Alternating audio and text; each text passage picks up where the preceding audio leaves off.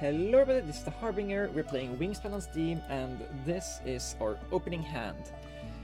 It's decently good. We have the yellow rump warbler, which is a very cheap bird we can put into our forest and utilize it for cycling carts while we are drawing food, which is pretty neat. We can take the white-throated swift, which is going to help us gain lots of points in the grassland. It does need us to spend cards to it, so we kind of want to also be able to pick up some additional card income if this bird is going to be good for us. We could also bring with us the Eastern Kingbird, but that is pushing it a little bit. We could very probably get at least 1 or 2 worms in the early game, given that the opponent doesn't play the forest bird out as the first thing they are doing. If they do that, then the Eastern Kingbird loses a lot of value, because we can't take enough food with us to play all 3 birds if we also choose the 3 birds. So that is something to consider. What's in the tray? In the tray we have a hummingbird. That could give both me and the opponent a lot of free food over the course of the game. Common merganser isn't something I'm really too eager about, because I don't really like the roll for additional points birds, because they are very bad. But if it works with bonus cards, it's okay. Enclosure builder or Ulugist. We're not really picking up stuff to support either, so I'm just going to go for Ulugist, because getting 9 birds is usually decently easy, and if we do just this, it's probably going to be okay. My current plan was to pick up the hummingbird and play that out in the wetlands, but we weren't allowed to do that. So you know what, it's actually pretty tempting to pick up the brant here. Reason being, we can play it out, pick up 3 face-up birds, which is basically the equivalent to to do this action here 3 times. We can do it the way it stands now, and we can cycle those cards with yellow rump warbler nonetheless. I think I'm gonna do that. I usually don't value the brant highly, but when there are bird cards in the tray, when you do need to pick up cards and you don't have a better thing to do, it's probably going to be okay. And especially if you have stuff like the yellow rump warbler that you can utilize to cycle the cards to draw it. It's okay to draw just 3 random cards like that. And this mockingbird here, ooh, thank you for some free food. I'm gonna take that, yes, and thank you. This mockingbird here is actually also going to be pretty decent together with the yellow rump warbler here. It's gonna, these 2 birds are gonna give us so much early power from just cycling and taking cards here. If they activate the hummingbird once more, we can play the mockingbird without going to the forest. I'm just gonna lay eggs into the yellow rump warbler in anticipation the opponents might give us some free food. They didn't, and that's okay. We can lay our own food. I'm just thinking if you want to do something additional here. These migratory birds, they are better in the base game than they are in the Oceania game, but I still don't like them. They are just very clunky, and we can utilize them for tucking fodder, so I think we're gonna go this route here. Burrowing owl is a star nest, which isn't the worst thing in the world. It can maybe get us some additional points. I'd rather just pick up the spotted owl here and get another bonus card. I think the chance for this additional bonus card to give us more point than the burrowing owl is going to be decently high here. And since we're doing that, we should probably also try to gather food for it. Okay, then Mockingbird comes out here. eats an egg, and we still have one egg left in the proper nest type. I think we will try to play out the white-throated swift pretty soon here. And then we also need something to put into the wetlands so we can start drawing 2 cards. And if that's going to have to be the common merganser, we probably accept to sack the owl to try to draw some more stuff. Yeah, I think the fact that we don't have enough cards just means that we have to do something like this, to just try to find something better to actually do with your stuff here. We could sack an egg, but we don't have enough eggs to make this be a good play, I think. Play out white-throated swift here. I think that's a decent thing to do. We don't have the card economy to activate it a lot yet, but we do have the ability to cycle the cards we want to maybe find some outs there. Kamaloon is a card that might be fun, except the opponent doesn't really have enough cards in the wetlands for that to make sense. The thing is, if I spend an egg here to draw an additional card, we can spend that additional card back to the white-throated swift and gain the egg back and gain an additional point. So I think that's the correct thing to do. So we should do that. Sack 1 egg. I don't think Loon is the correct play here, so I'm just gonna try to get something else here.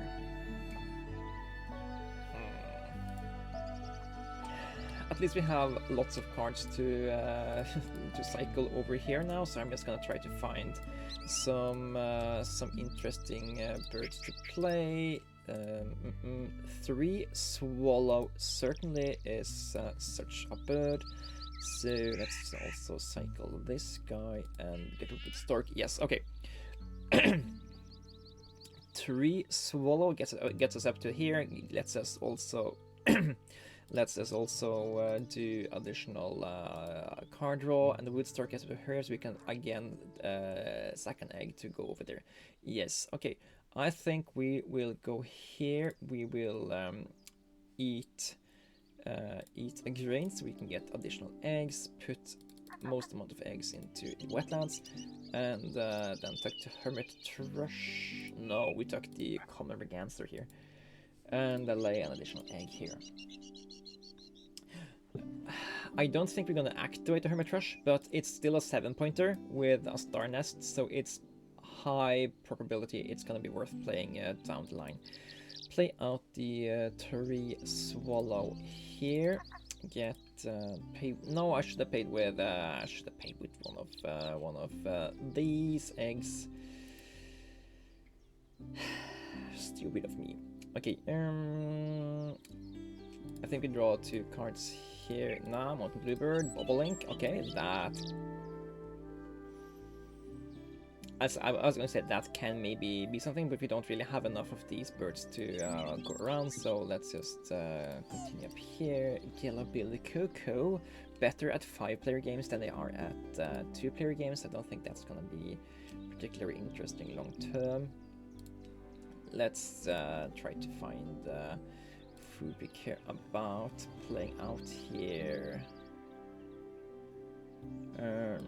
Not really, so let's just try to do something like this. Do we take the scissor-tailed flycatcher? It's an 8-pointer. Yeah, 8-pointers are usually okay to play out.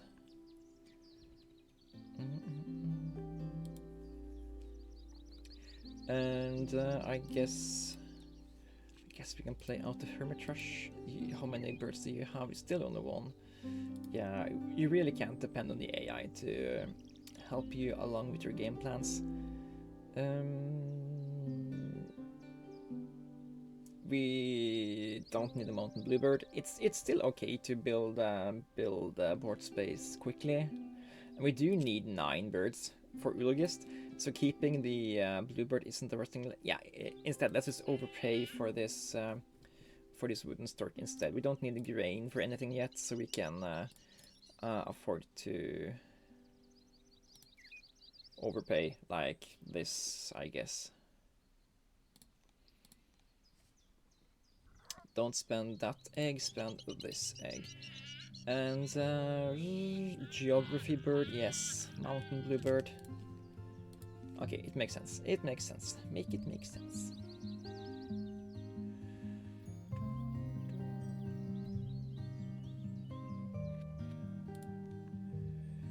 Okay, now we need to focus on getting points towards the end game.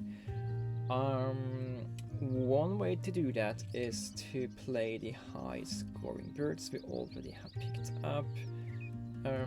But to play them we need more food, and to get more food we rather first want to have cards to cycle to these two birds.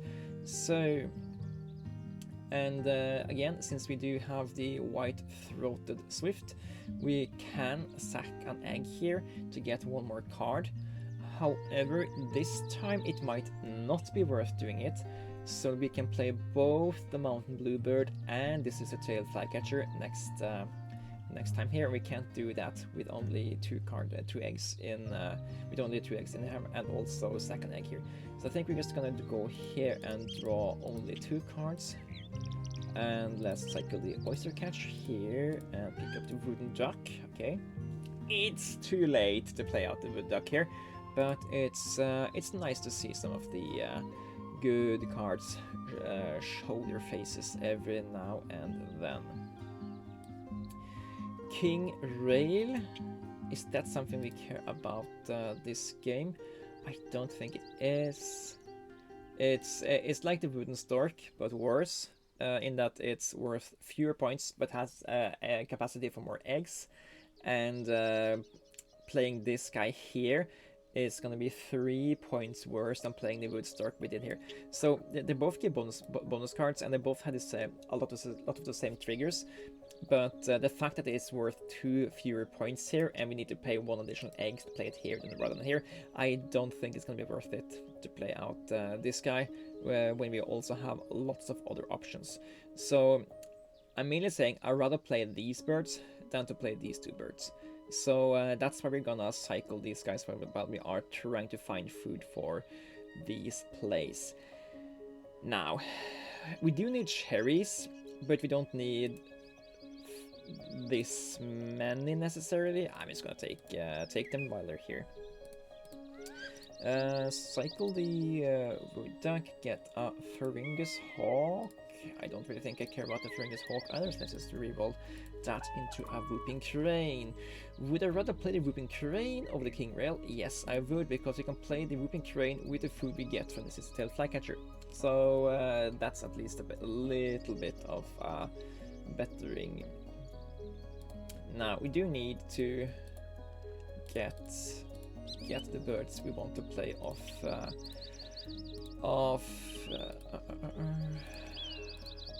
ooh, actually, says Phoebe. Hello. We have 1, 2, 3, 4, maybe 5, maybe 6 birds you can lay eggs into. That's pretty good. Two of them are going to be in the grasslands where we need eggs for the final thing. You have decent egg space.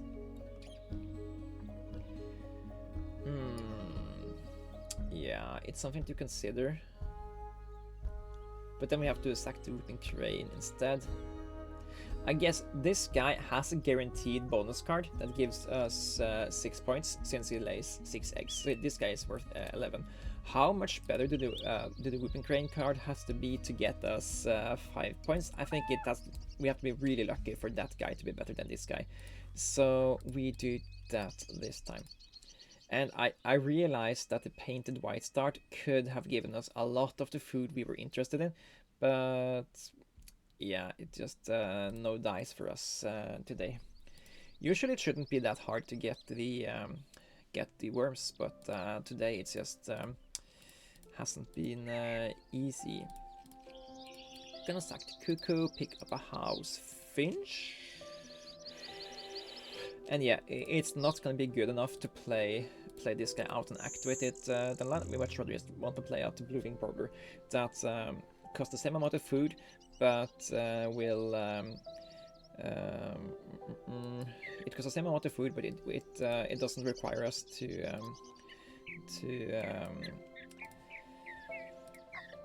doesn't require us to activate it to get 5 points to be worth 8 points. And some free food. Let's take some vertebrates, because that's the only foods we care about from now on. And now we need to put eggs into the correct nest types. Sack the fish. And yeah, we didn't play out any of the star nests, so I guess we just put eggs into the thing here. Oh yeah.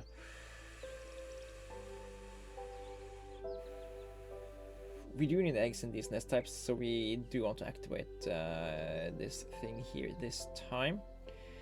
So I think I don't think we are playing the Hermit Rush, because I think we are done with activating the forest. So it would just be a star nest we're not getting the use of, since we're going to activate the grasslands from now on. And then I think we are gonna play out the blue-winged warbler and activate 3 times and play the Say's Phoebe. But how good is activating this 3 times compared to going here first and getting 6 more points on the right-throated swift, because we can spend these cards? I think that's gonna be better long term. So that is what I'm going to do here. And it also gives us a little bit more options to go for. Here. Golden Eagle and Pelican. We're not gonna play those, but it's options now. And then we are gonna play the blue-winged warbler. Eat eggs out of the wrong placed nest types. And then we're gonna activate, play Say's Phoebe, and gonna lay loads of eggs with this guy. I don't think this is the worst playthrough I have seen, so hopefully this will work here. Don't skip, lay eggs instead. And yeah, you know what? We can actually play the Say's Phoebe this turn and get access to this thing as well. I think that's going to be the correct thing to do here. We also need to remember to spread eggs around because of Ulogist. So hopefully I haven't messed up that opportunity yet.